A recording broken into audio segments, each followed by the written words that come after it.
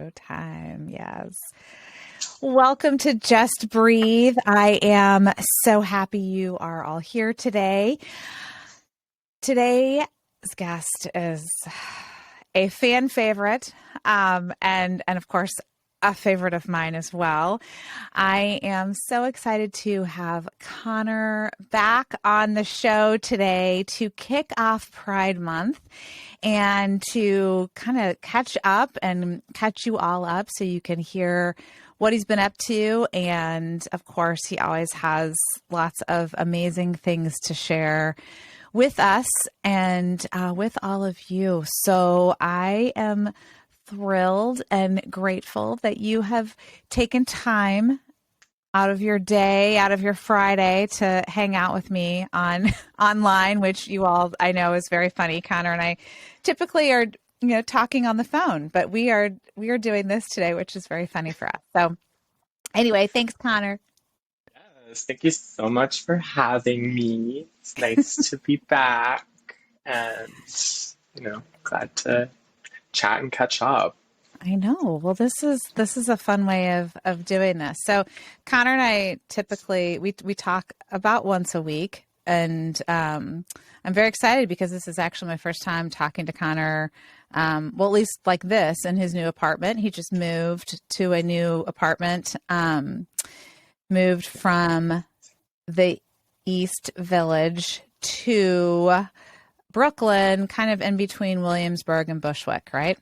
Mm-hmm. So I'm excited. I get to go actually see his new place in a couple of weeks, but right now I'm just imagining it. So super excited that we get a little peek here into Connor's life a week after his big move, and finishing his junior year, which is amazing. So let's just start out with like a little update, because I'm trying to think back to the last time we chatted, which has been a little while since you've been on.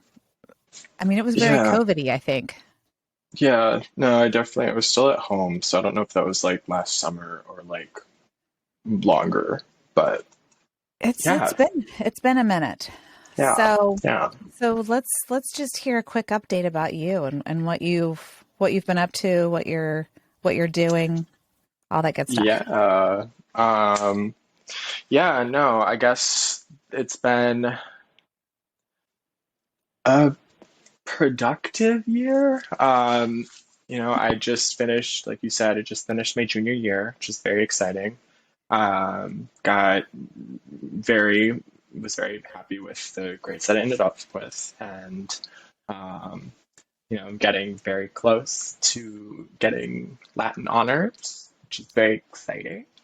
It's a fun thing to work towards, especially given the starting point of my grades first semester to where I am now is a huge improvement. So that's very exciting. But outside of that, can you share a little bit about what you're majoring in and what you're doing? Because I don't think we've talked much about that, and it's very cool. Totally, it's my fave. So my major, which name keeps changing, but as of right now, it is interactive design and media. And that is, I always struggle to explain necessarily what that encapsulates, but, or encompasses, whatever. But it's essentially just like learning all the different like mediums of design, digital design. So that, ranges from like just basic graphic design to like 3D design and modeling, user experience design, web design. I'm particularly interested in kind of like the post-production and kind of like film aspect of that. And that's something that I've kind of been, I don't know, I guess investigating a little more to see like what about it really interests me. Because like the cool thing about the major is it essentially just like over the course of 4 years exposes you to like all the different kinds of design that you can do with your computer. And so kind of just like figuring out like what sticks, what really interests me, has been a journey, but also, a very fun journey because it's been like a lot of like refining my artistic sensibilities and my aesthetic.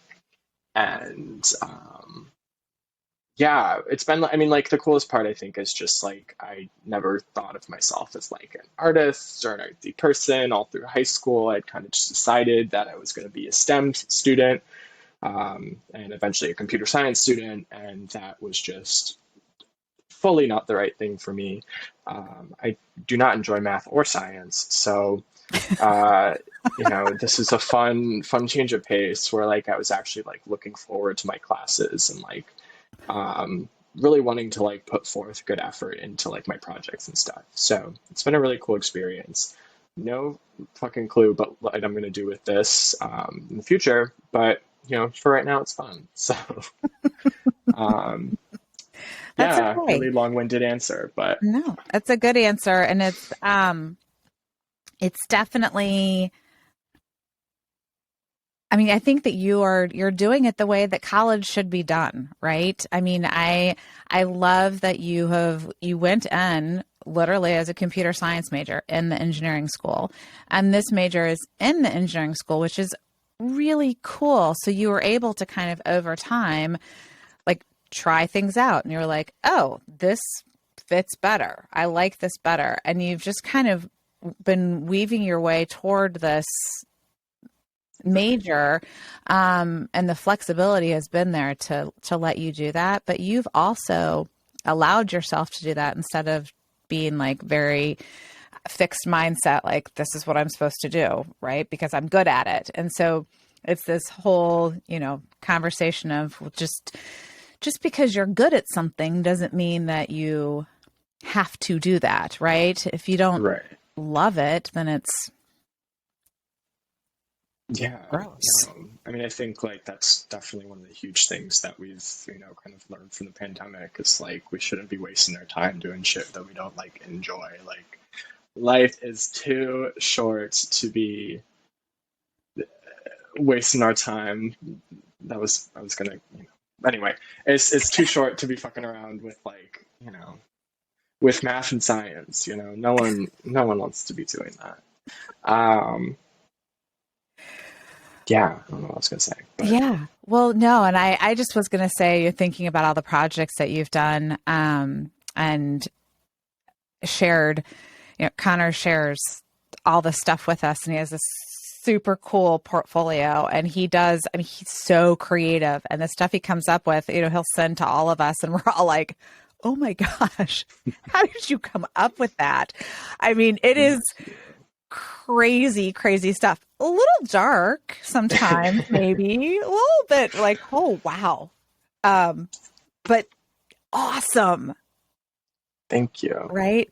Thank you. Yeah. So I love that. It's, And I think, kind of the message that I love about this, or one of the big messages, is just kind of that um, watching you really figure out your passion, like what makes you want to go to school, what makes you want to get up and go to those classes, what makes you get on a train and take a 20-minute subway ride to get to class, right? I mean, it's not like you're rolling out of bed and walking down the street to right. it's an effort, and you make this effort, and because you love it and you're good at it. So Yeah. yeah, really. It's been fun to kind of, yeah, explore, figure out. Because also, just a little add on, but like, it's like largely been the stuff that like I don't expect to like stick or be enjoyable that I've like gotten the most out of. Like I feel like I'm definitely much more oriented towards like animation and like 2D motion design, which I never would have thought I would have been into before, because that's like typically something that requires like, or at least I thought requires a ton of like artistic talent, particularly like, being able to like draw shit. And I cannot draw to save my life. It is quite pitiful. But kind of like figuring out how to use all these like different types of online tools, or not online tools, but like, digital tools, to articulate my kind of thoughts is very cool. So yeah, anyway, Yeah. it's very fun. So, Very, very fun. uh, Well, and alongside this, you've also, figured out how to, navigate living in a big city, right? kinda, yeah. I mean, to a very baseline extent, yes, I am, you know, I think functioning well. you should give yourself a little more credit than that. Connor has discovered the joys of Trader Joe's, which for, you Gosh, know, yes. um, you all know whoever has Trader Joe's near them knows how great Trader Joe's is. So, Oh, um, it's truly, yeah, a treat. right?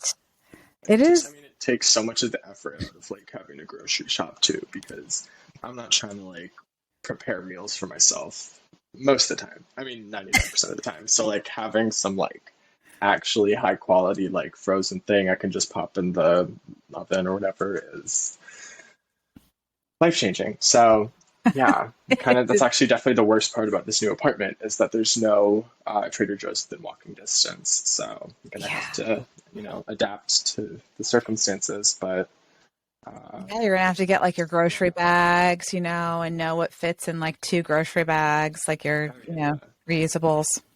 yeah, for my like body bag that I put all my groceries in. But taking that in the subway is going to be far less pleasurable. So, but Yeah. anyway, I Hmm. will I will adapt and overcome. Um, Yeah, you but will. You'll anyway, you'll be good. I digress. Yes.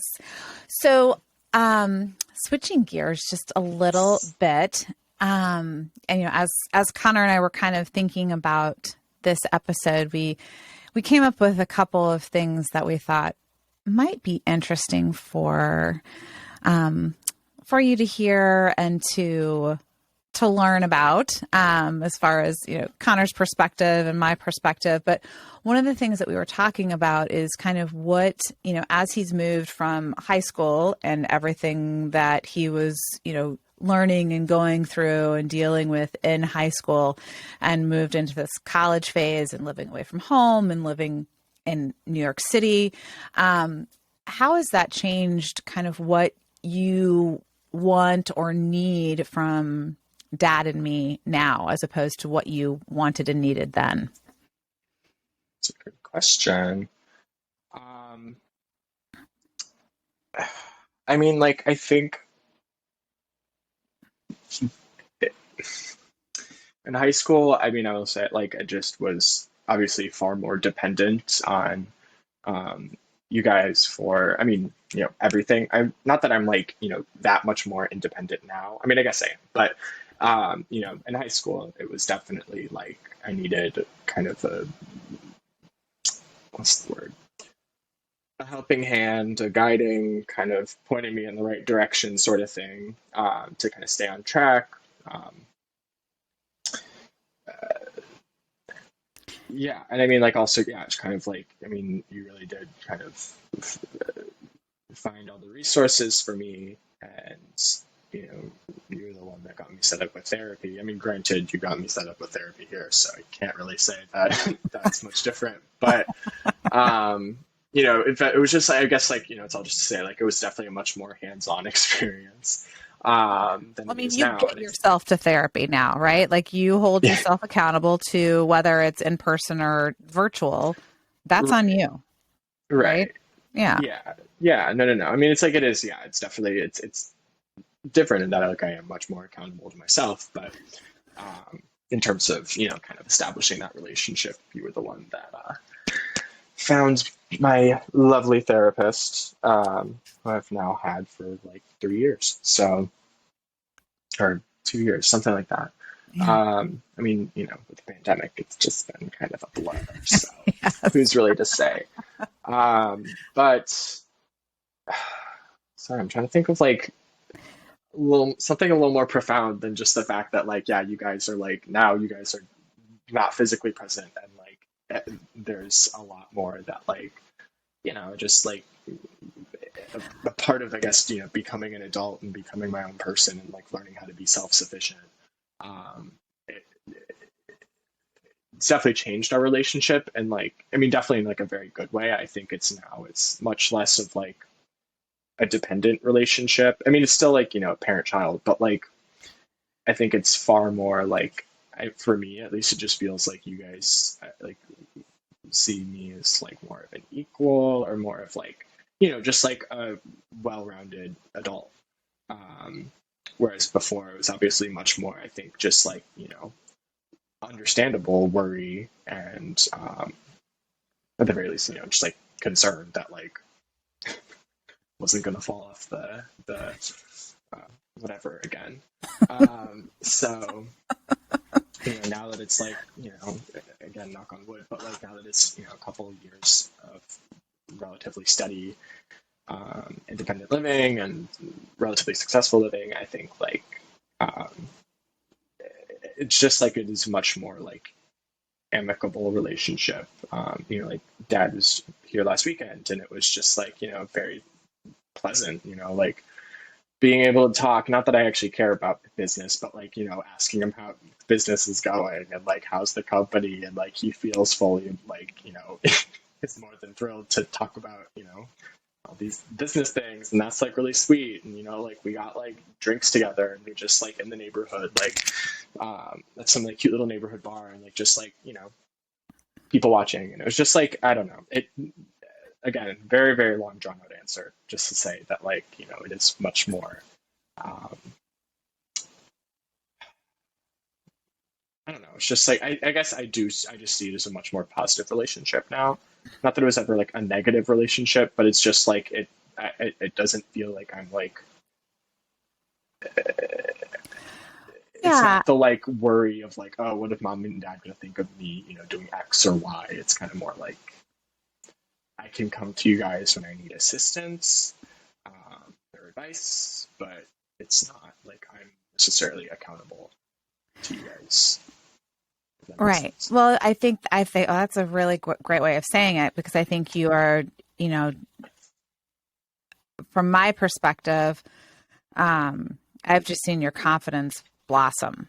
And, every time that you like prove to yourself, like, I've got this, oh my gosh, I can do this. Like, it's just like another layer of confidence for you. So, you're now accountable to yourself, which is, I think, a really huge growth piece, and being able to recognize that, right?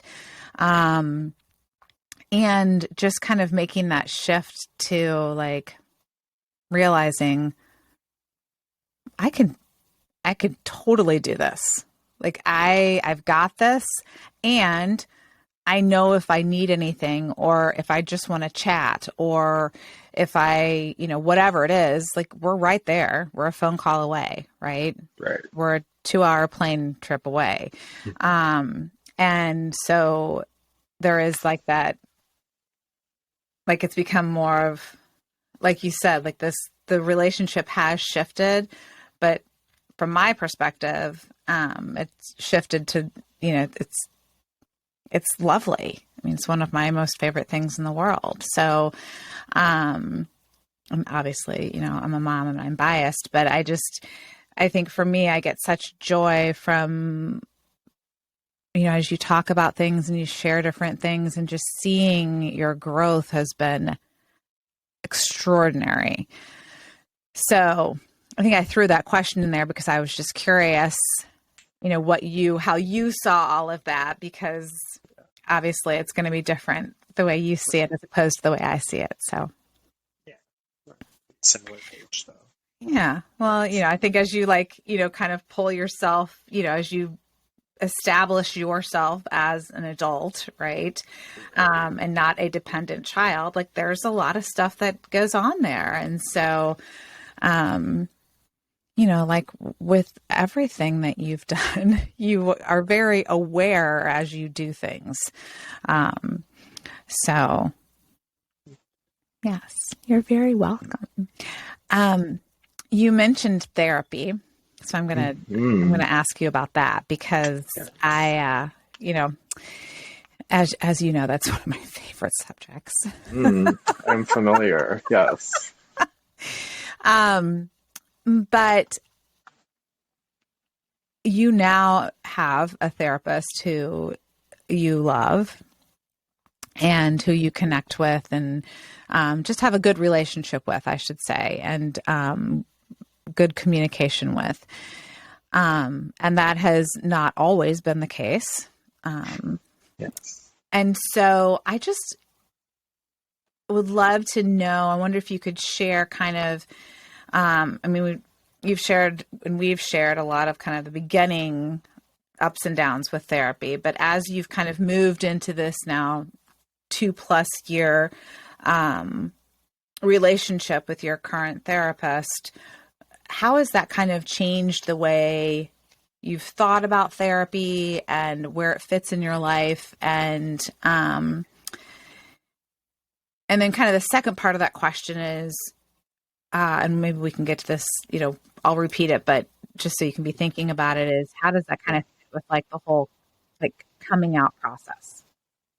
Sorry, could you repeat that part? Kind of cut out. The last did part. it? Yeah. Oh, just wondering how therapy in your mind, where that fits with the coming out process. Okay, sure. Okay, yeah. I mean, so I guess the first part was just like where I'm at with therapy now. Yeah, like okay, yeah, right. Okay, yeah. I mean, I think like the most notable change is just like the the subject matter of the therapy. Like, I feel like, I mean, it definitely was like, up until like a year ago, it was kind of just like crisis therapy, coming into session with like, X problem, Y problem, Z problem, this is fucked up, this is the worst, this is whatever. And like definitely very just like, I don't know how to describe it, just like very kind of early stages of therapy. Like I definitely didn't really know how to like, I mean, I was like self-aware, but like being a teenager and like having a very like delusional confidence and delusional, feeling like I, have got it all figured out. So it's a lot of like, I guess, kind of unlearning and relearning for the first portion of therapy, however many years that was. I mean, probably 4 years, but now it's definitely moved into a zone of like, I guess it's just kind of most akin to like, it's just basic self-care. Like, yeah, I have it once a week. It's a 45, 50-minute session. And it's really just like, I mean, it in a lot of ways has become kind of mundane, but like, that's also kind of a good thing. Like, it's really just like, I kind of talk about my week, and if anything came up, kind of talk about that, or like, anything that's like on my mind to talk about. But like, it is definitely like very different, like in tone. It's not as much of me like coming to session being like, how do I fix this? I mean, it's like, it still is, but it's like now is much more, I don't know, I guess there's just like a much higher level of self-awareness and like kind of like what can be fixed with therapy, or like how do I address this in like a therapeutic context. Whereas before it was kind of like, before meaning like, when I was just starting therapy in the first couple of years of therapy, like it was much more just kind of unfamiliar with how it works and how to kind of, like navigate it, right? Yeah. What would be your, kind of knowing what you know now, what would be your advice to like your 16-year-old self, right? Like, you're just coming out, you're in that place. What would be your advice? I mean, and not just about therapy, but just kind of in general, like just considering, and you used the word delusional earlier, and I really, that's so like developmentally appropriate to think that you know everything at that age. Like that's just kind of part of being a high school kid, right? Yeah, definitely. But what would be your, like now kind of knowing what you know, having been through what you've been through? Um, let's see. I mean, I guess just like, uh, I guess this is like, I don't know. I guess this advice kind of applies more so to like, I was very fortunate to have like queer therapists, or at least people that were like very familiar with that, I don't know, realm.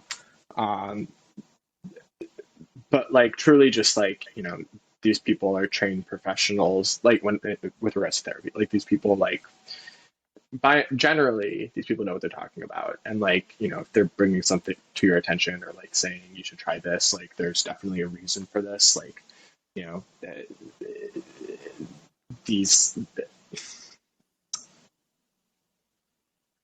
I don't know, I guess it's like it's a generic piece of advice to be like, yeah, just have an open mind, but like truly that's like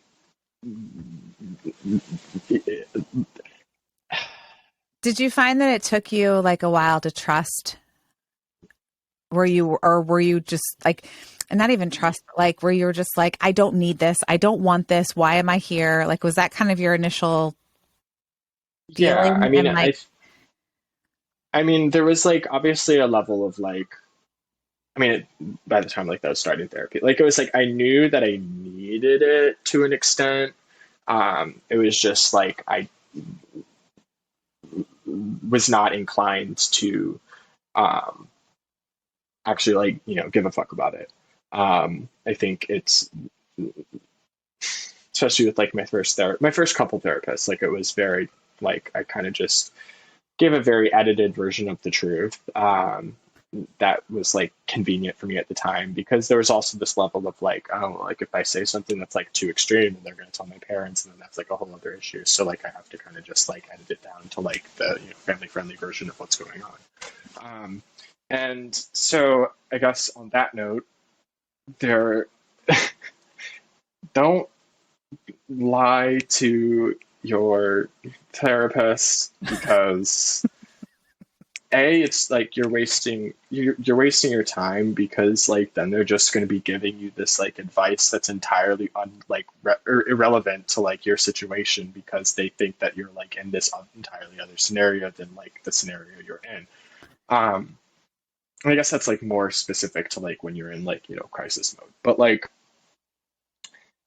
yeah, I guess just like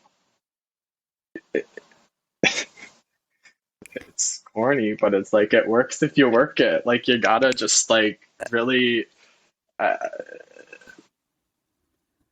embrace it. I don't know, no, because like that's really good. That's, thank you. Yeah, because I don't, yeah, it's hard to say, because it's like it is like I totally I get like no one. I mean, especially as a teenager, like no one's like dying to like see a therapist. Um, Especially if you've never like been to therapy before, like not knowing what to expect, and like kind of like getting used to that dynamic is kind of jarring.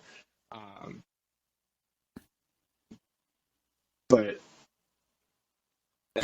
yeah, just like going like being receptive to it, because like it, I don't know, sorry, it's a very piecemeal no, advice, I but think I think that's really,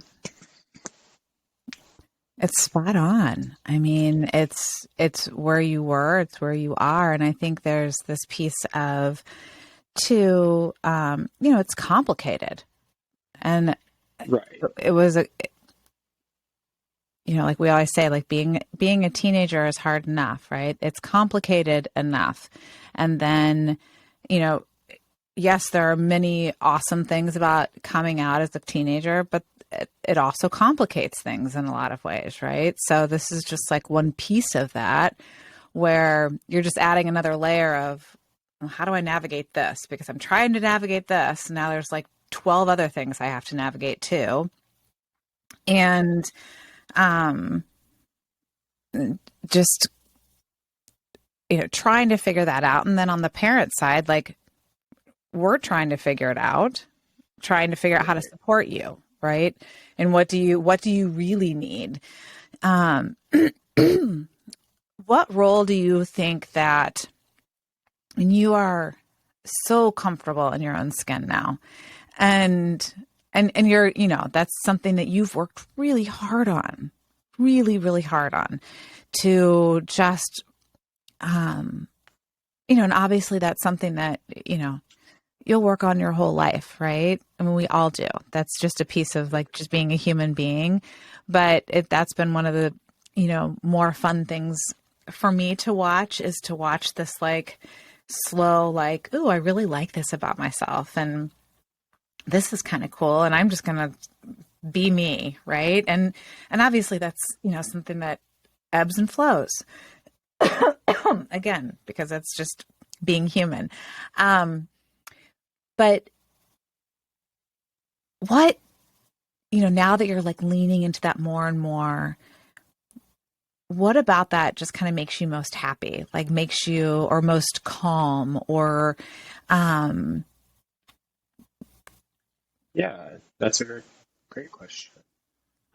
Yeah, I mean, I guess like first, it's very important because like it totally ebbs and flows. Like it is definitely like, you know, uh, and it's also I think like a very like situational thing. Like, I definitely see myself as like, the way that my self-image I think is like, maybe the most ground level of the, self-confidence. Like I, it's definitely like, it's transitioned from this place of like, oh, I hate myself to like, oh, like I love myself. I see like the validity in like who I am and etc. But there's still definitely the like, the point now where it's like, okay, well, like eh, my, I don't know how to put it, but like my confidence in being perceived by others, um, which is like, I guess, kind of hard to describe. It's just like, I've definitely kind of found myself, especially recently, like um, in social situations, almost any social situations, it still is like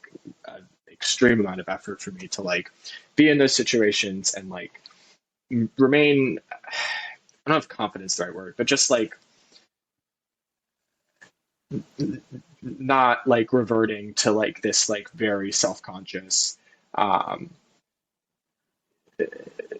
negative place, because I yeah, think like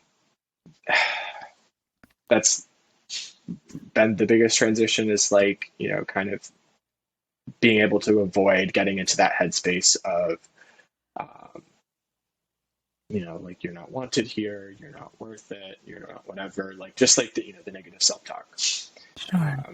has become far less a part of the equation. And I just realized I kind of went on a tangent. Uh, what No, I think that's all. It's what very were we real, talking? Connor. I mean, Like, that's what people want to, that's what, it's you being real, right? thank you. So I think that Yeah, that's important. thank you.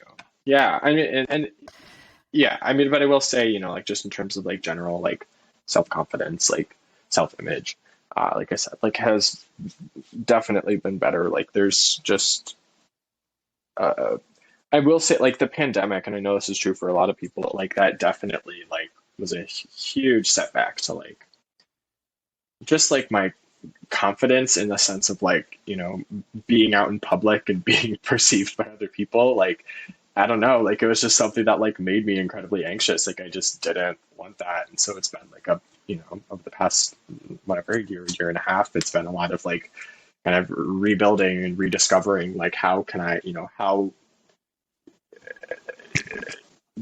do I, just like approach the most basic things like being in public, going grocery shopping, going on the subway, going to class, going out with friends. Like, how can I do these things in a way that, um, I don't know, just being like gentle with myself. Um, Like staying connected so, to you. yeah, definitely. Just being in touch, yeah, with like being in touch with myself and like also, Wait, I mean, can it's you go finding the back for one balance, like, second? Actually, can you back up just a little bit? Because yeah, we just paused. It just went on a pause. So, oh, okay.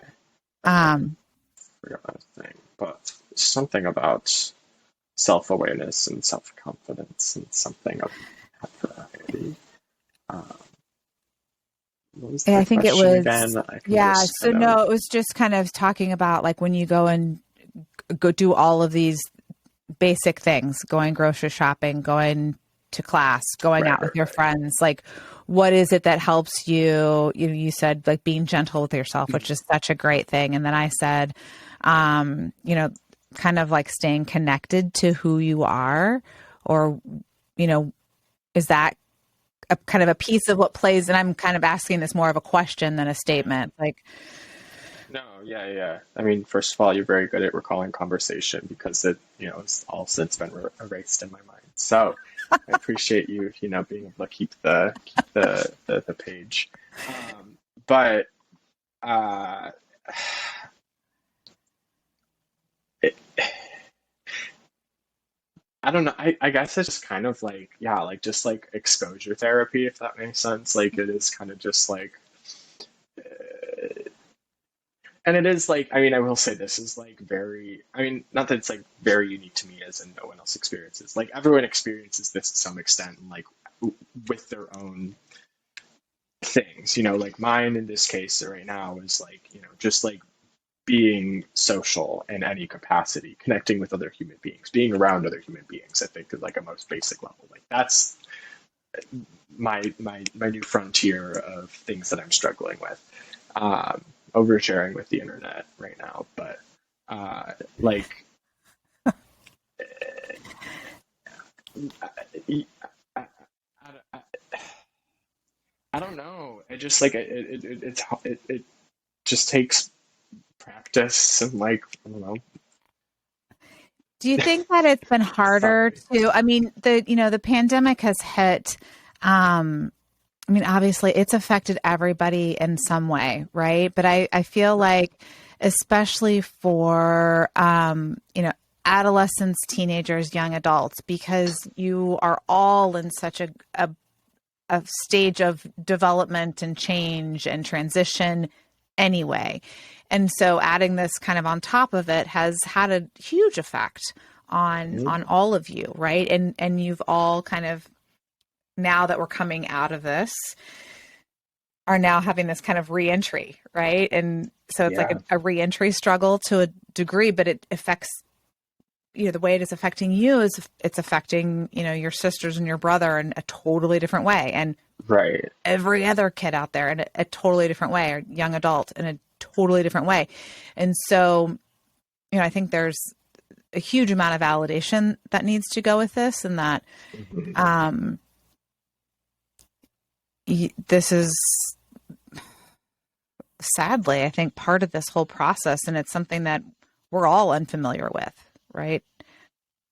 How do you Right. navigate something like this, Right. and navigate it at a time where you're you've changed in a million different ways since the pandemic started, Yeah. just in the sense that you're 2.5 years Mostly all for older. the better, thank God. Well, Right. for absolutely, but I mean, just in the sense of like, your age is different. Where you are in college is, as far as like what Right. you're learning and what you're developing, and all these different pieces. Whereas I'm, for me as an adult, like it's very different, right? That's, I Right. guess that's kind Right. of the point that I'm trying to make, is that Sure. it's like amplified for you and for your Sorry. generation. You Um, froze or you froze and again. then I guess I'm just curious, kind of on top of that, you're also navigating like, how to be social, how to connect with, your authentic self, right? Right. Right. Sorry, yeah, you actually could you repeat like the last part of that? It cut out again. Did Or it like cut out froze. again? Okay. What part did you Yeah. get? I think I was just rambling about the pandemic. No, yeah. I Or mean, it was about like how it thinking about the affects pandemic and everybody. like yeah, yeah, a different experience of or like everyone kind of is struggling with a different aspect of it. Right. I think I was like, what I kind of I ended forget. there with was like the layered aspect of the pandemic effect on top of like in your specific case, and as in the case of, Right. let's just say a lot of kids who are in the coming out process, young adults who are in the coming out process, Right.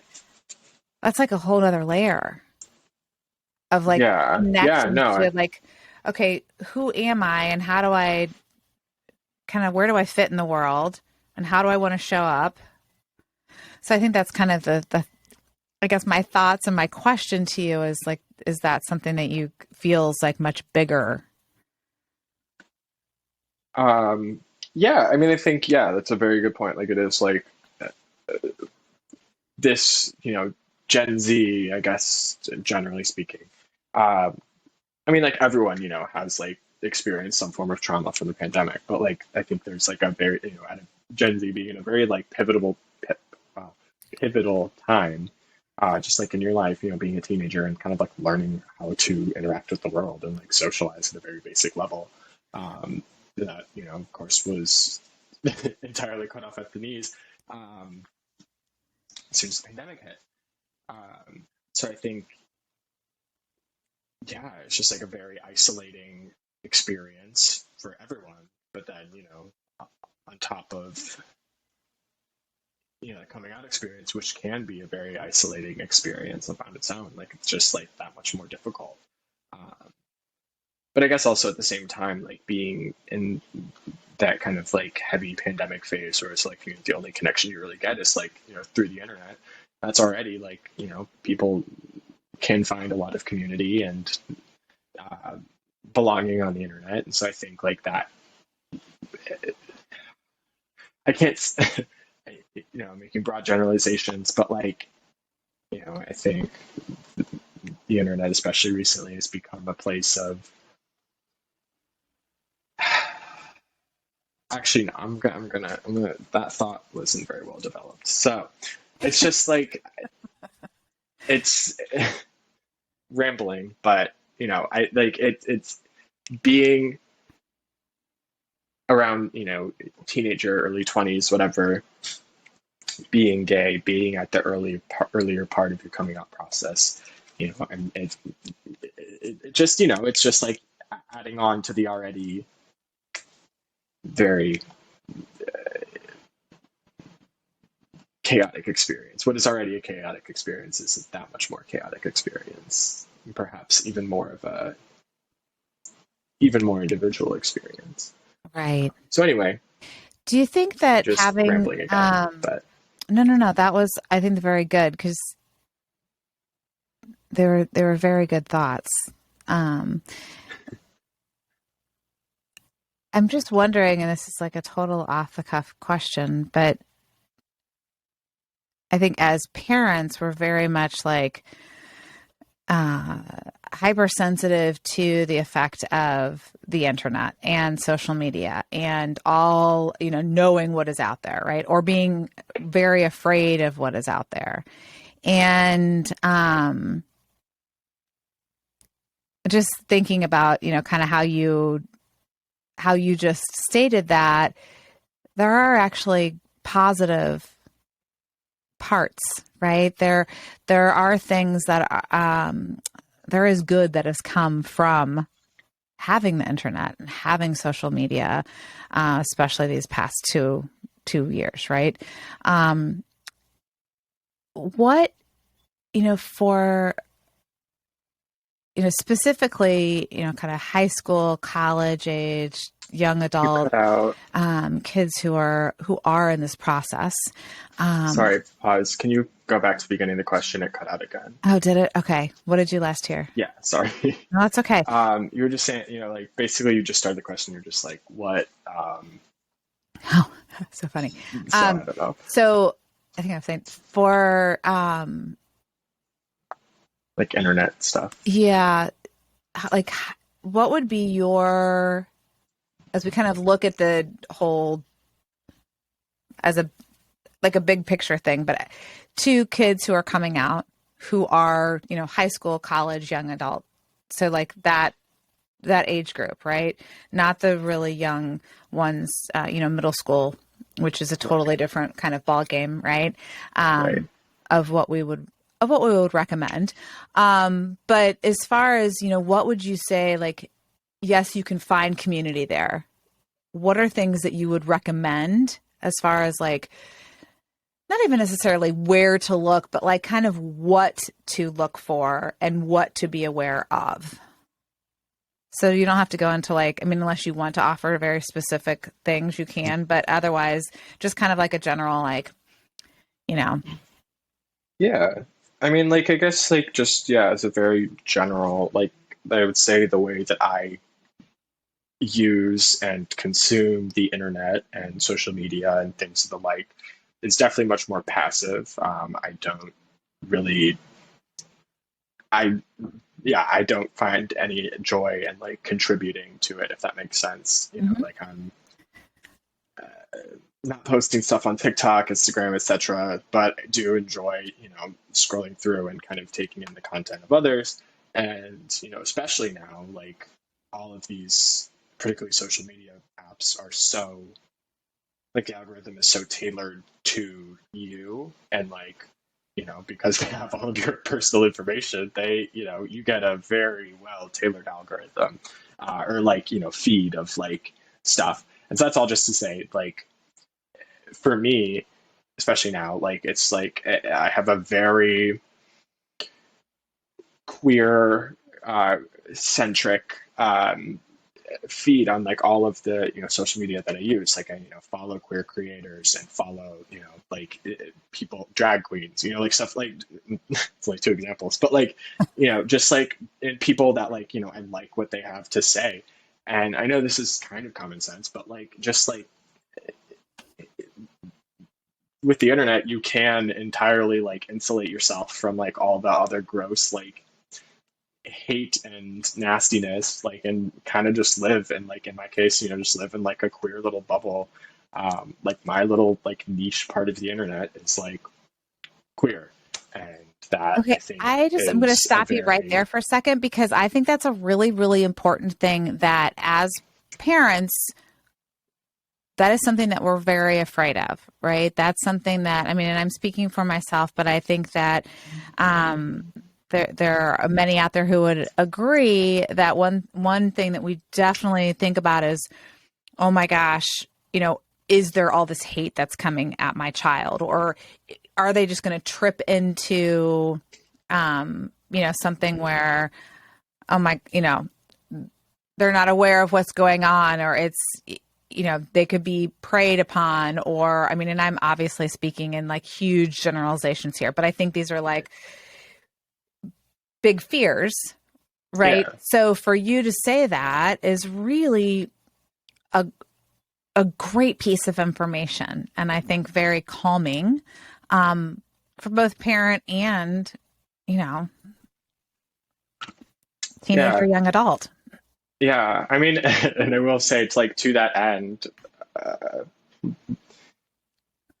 like there, I could definitely understand the worry of like, as of a parent, like worrying about like, are people saying shit about my kid online, and like maybe not that specifically, but like, I think that for me is definitely like one of the reasons why I choose not to post very often. Like I have an Instagram and I post on my Instagram every once in a while, but like that's still like very much like a much more personal thing, versus posting stuff on Twitter or TikTok or whatever. I don't do that because I feel like it just sets you up for, receiving hate, because people on the internet, like the internet's a great thing, but it's also like can be a very nasty and hateful thing. And, obviously it's like, people can choose to do what they want, but like for me, it's just like I'm avoiding it entirely, because like, while it would be nice, to maybe get like the validation of like attention and exposure, it's not worth the potential like, hate and negativity. Right. Well, So I think that's anyway. a really, it's a lovely piece of your self-care, and also self-discipline, that, I know both you and Isabel go through times where you just completely get rid of Instagram altogether. and then, then you'll hop back on after a while, but kind of taking that like break, like, okay, I need a break right now from this. And, but then, it's the whole like knowing yourself and being comfortable enough. And I think this goes back to like being comfortable enough in your skin, and maybe you don't give yourself enough credit for this, that you're like, I don't need that. I don't want that. That doesn't define me. It's fun to look at. It's fun to, you pick up bits of information, right? You connect in a way that you want to connect. Like, you've very much taken control of how you navigate the internet and social media, which is cool. Thank you. Yeah. So, yeah. It's just... yeah. I just think, it's kind of, such an interesting thought on that. So, that kind of goes into, just thinking about, if we talked a little bit about,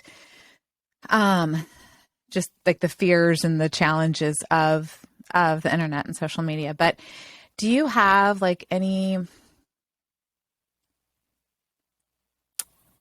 trepidation or concerns, or fears, flat out fears, kind of specific to where you are right now,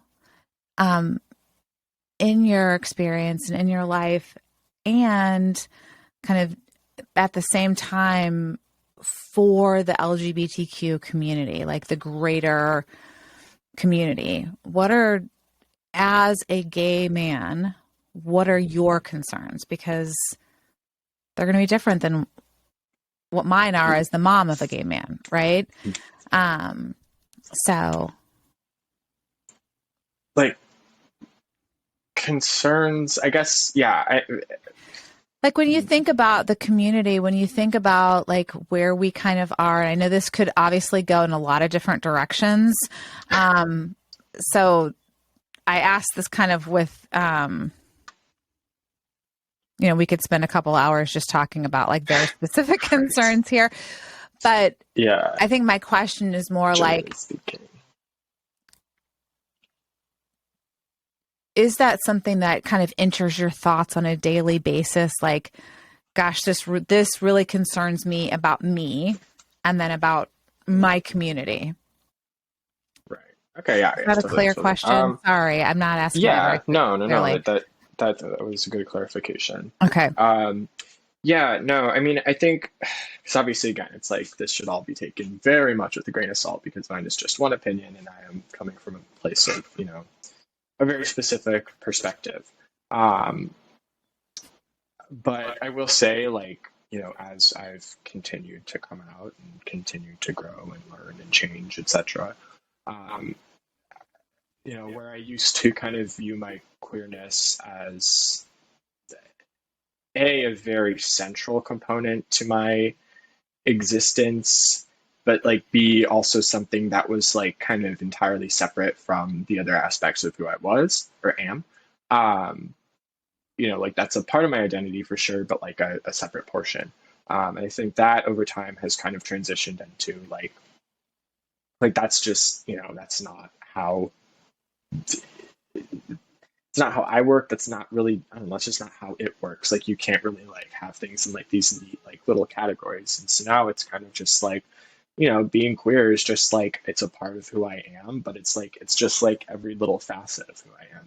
I mean, not every, but like, it's just like, it's my perspective. It's where I'm coming from, not necessarily like a separate component of who I am.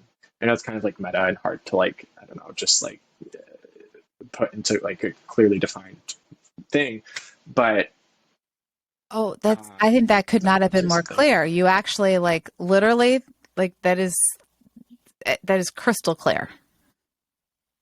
Okay, well, thank you. Yes, thank you. But yeah, I mean, and it's like, I also, again, like, I do have a privilege in spades, but like, particularly in like living in New York and living someplace very urban and very open and queer, and just like, it's very accepting of like embracing of queer people. And so like, again, like that's part of like why I kind of like it can just be a part of like my day-to-day existence and stuff. But I have, like, especially like, when I leave New York, I realize how lucky and how truly rare it is to like have that kind of experience of like, I can walk out on the street wearing whatever the fuck I want, and like no one will, give it a second thought. Whereas, quite unfortunately, in a lot of other places, that's still not the case. And like, people don't have the same, luxury of being able to like, really outwardly express, just authentically express their queerness and who they are.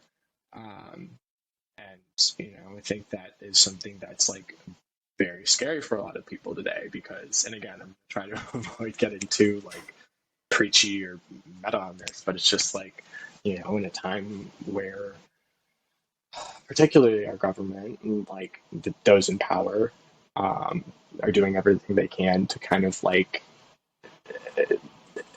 silence and prevent otherness and prevent autonomy and prevent, for any minority group, like we've seen with Roe v. Wade and, what else is to come. Anyway, not to take it too far down that direction because obviously we could talk about that for a while, but it's complicated. Well, it is, but I think that that's Yeah. important. I mean, I know that was a tough question to ask and ask you to give like a general answer to. So I apologize for that. But in the same problem, I also felt like it was an important question to ask because I think that's important. Yeah. It's important to discuss to a certain degree and to kind of, I want, as, everyone who's listening to feel like this is okay to have these conversations, right? Like, it is okay to discuss these things and it's okay to feel, whatever your feelings are and to feel validated in having whatever those feelings are, right? So that's kind of why I wanted you to touch on it just a little bit because I think that, again, you do come from a very,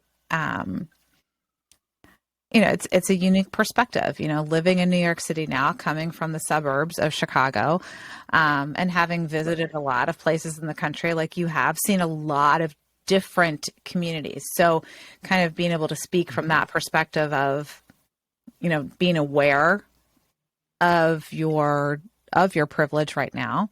And that is, gosh, we're lucky, right? And that's, I've said to so many people, like, I feel safer with Connor in New York City than, frankly, I would with you and, living in the city of Chicago right now, right? Which is a crazy statement to make. But so that's just, it's just one of those things.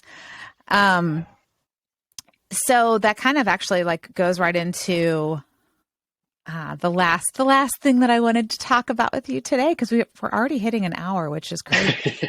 It'll be fun to edit down. I know.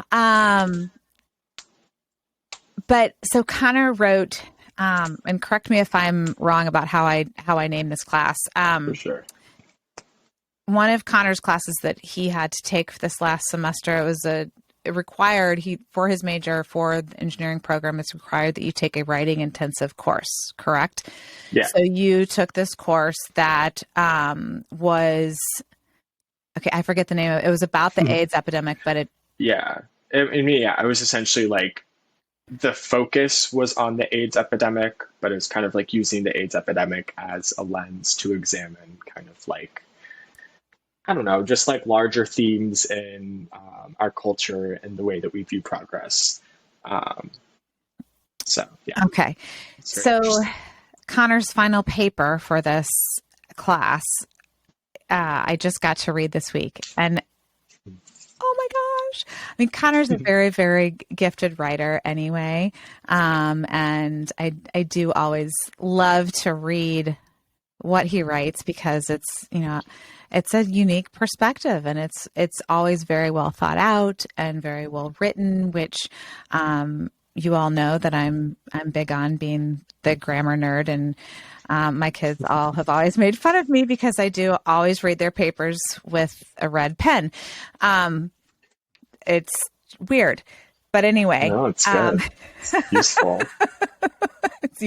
It's useful. Yes, there's something about that. But anyway, this paper, not only is it so extraordinary from a technical viewpoint, I learned so much. And so Connor wrote his paper on 𝗏𝗏𝘁𝗵𝗏𝗿, which I don't, you know, some of you may know who he was as a queer artist and a queer erotic artist. I had no idea who he was. So I was very like, this was a huge learning thing for me to be like, oh, wow, this fascinating. I mean, it's just like one more person where you're like, oh my gosh, the life that he lived and the path that he paved in a very, you know, small part of the world, right? Yeah. Of life. And so I found his whole story to be fascinating in and of itself. But what you wrapped in this was this whole discussion about rainbow capitalism, which, you know, you and Isabel and Grace have all, you know, talked about. And I've, you know, Dad and I have both been like, like what is this exactly? Like, I mean, you know, you hear it and you kind of get the general gist of what it is, right? But not until reading this paper did I have that like aha moment of, oh, this is why it's kind of used with negative connotation. Because the initial, like, if you just say it, it's kind of neutral, right? Like it's just describing. Right.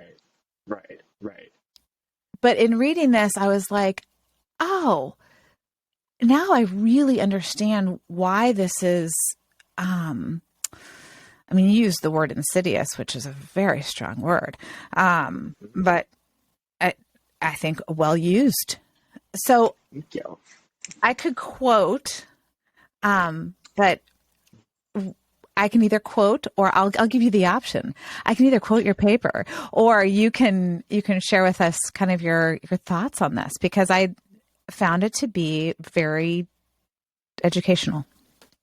Thank you. Well, yeah. I mean, I guess I can talk a little bit about it, but I know that you had found a good quote, and I'm sure that, you know, anything I say will be much better articulated through what I've written. So, and I guess I can, you know, kind of just at a base level, kind of touch on that. But yeah, first of all, thank you. I'm glad. I'm, you know, always very grateful that you read and give very supportive feedback on work I do. But yeah, it you know, kind of started out as like my fascination with 𝗏𝗏𝘁𝗵𝗏𝗿, who's like, you know, essentially just like a very explicit pornographic artist, you know, who is particularly, I don't want to say inspirational, but like his work was particularly influential in kind of creating or giving, I don't know, it created kind of like a subculture within the queer community, within like the kink community. So it's like a very like specific part of queer history, 𝗏𝗏𝘁𝗵𝗏𝗿 does. So it's like, you know, It's like, to be noted, just so people who don't know who he is, like this was like, we're talking like 40s, 50s, 60s, right. And his art was drawing, right? That was his, I mean, he did it with drawing, right? Like he did, like charcoal drawings. Yes. Okay. So just to give context of what kind of art we're talking about here. Yeah. I guess like a little more like, like, you know, I would say Google him. You will, you know, check the images. You'll see some interesting stuff. But like, you know, truly like is, just a very talented illustrator. and, his work, kind of evolved over time. And like, as, laws, censorship and pornography distribution laws kind of changed, like he, it was kind of more mainstreamed. But anyway, like, I guess like the point that I focused on in the paper was kind of like, going from when he was alive, he passed in like the 90s, kind of like, I mean, more towards, I don't want to say the middle of the AIDS epidemic, but, like a decade or so, decade and a half after it started. But the kind of like, I was focusing more on like the post-mortem kind of fame that he gained, which was this very inauthentic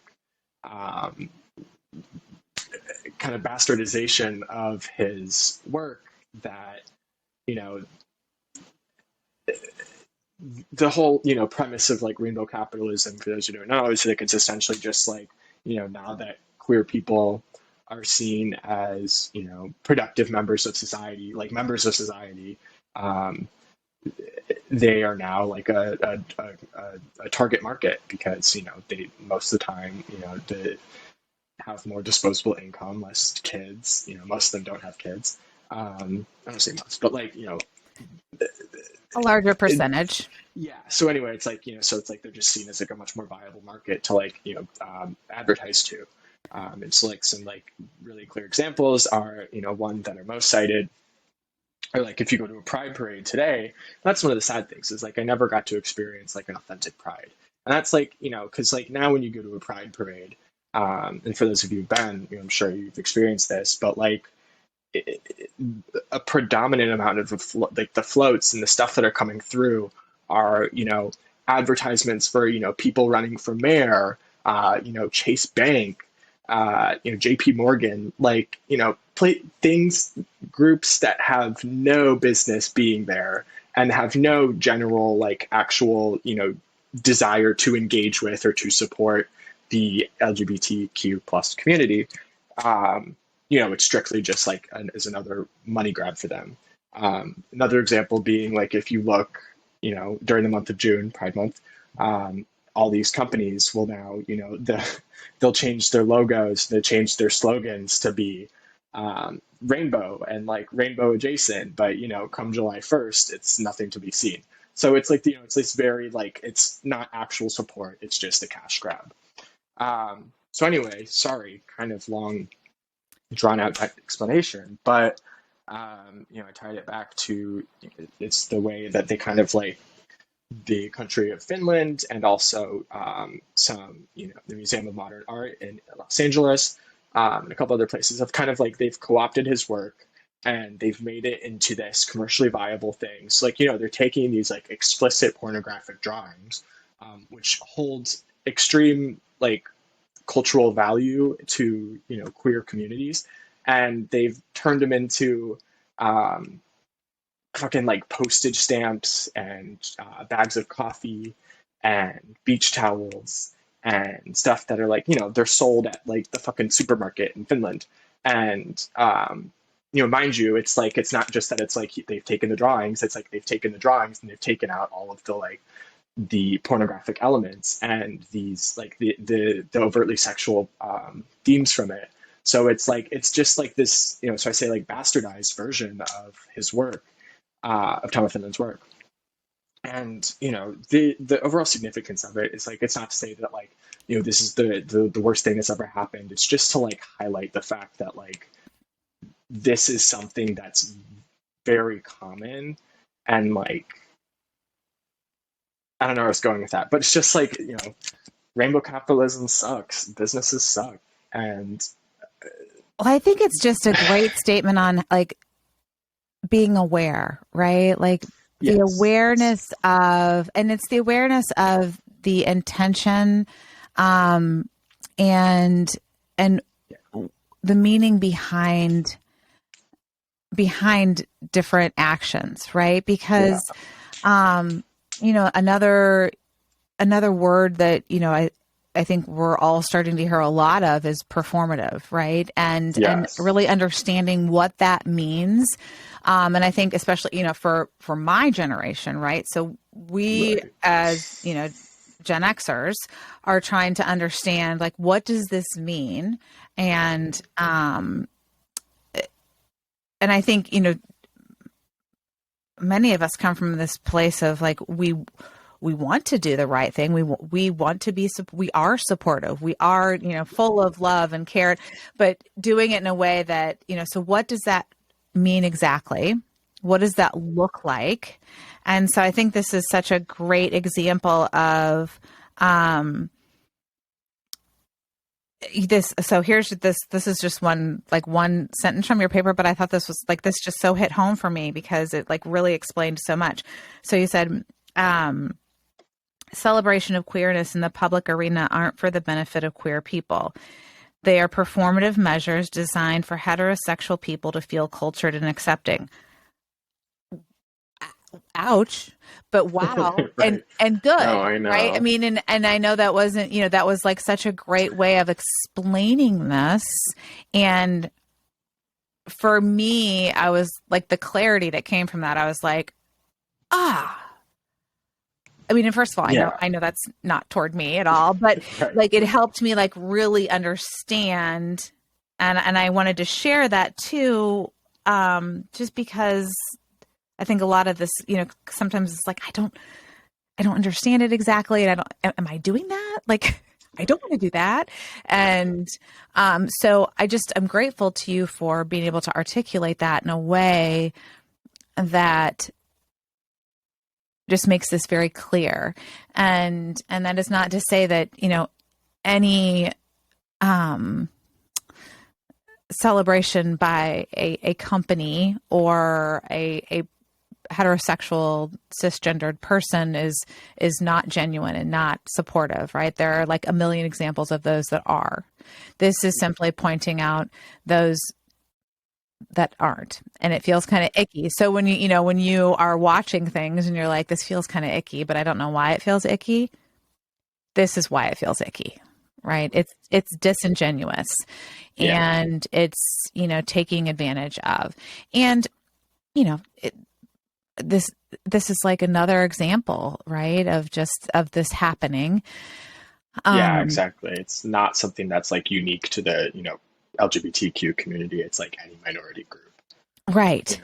So I just think it's something I appreciate the fact that you were able to name it, right? You were able to articulate it and to share it in a way that, it's just a piece of awareness, of education,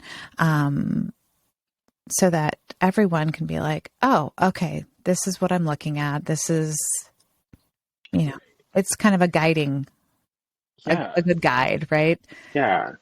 Just like, it's like, it's bottom line, it's like, it just like, increasing like your awareness in general of these things and like how these like systems work. And like, it's been an incredible learning experience for me too. So like, I don't know. I just think like it's like a lesson that like can be applied to, just truly like any group, any minority group, any like, because there are just so many issues that are like happening in our world today to like all these different groups of people. And so it's like, just kind of like, how can I be of most support, service, whatever, to this issue? And like, at the bottom line is just like being self-aware of, how you're engaging with that group, how you're not engaging with that group. But yeah. Okay. Beautifully stated. Thank you. Thank you. I mean, really, I'm just so proud. And Thank you. You're my kid.